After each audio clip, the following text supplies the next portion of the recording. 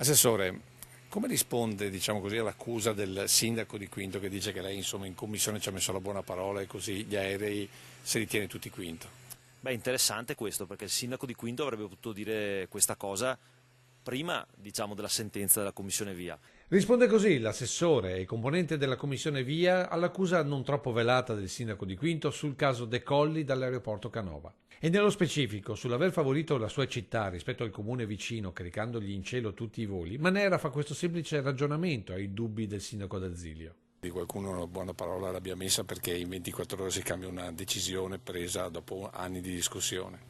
Beh, in realtà non è cambiato niente perché il parere è stato visto per la prima volta in commissione, quindi o il sindaco aveva diciamo un parere precedente, ma non credo che lo potesse avere, come non lo aveva nessuno, o si è preso atto che effettivamente le considerazioni fatte da Treviso, dall'assessore all'ambiente e dal sindaco erano considerazioni valide. E sulla sua presenza all'interno della sottocommissione giudicatrice Manera tiene a precisare. Mi sono dimesso da tempo, non potevo pensare a suo tempo che sarei diventato assessore al comune di Treviso. Però quando c'è stata la valutazione lei è uscito. Sì, questo certamente era logico, è una prassi che quando ci sono degli interessi personali o subentrati uno esca, e così ho fatto e non ho mai più partecipato a una seduta della sottocommissione giudicante. Lei, insomma, la buona parola non l'ha messa in commissione.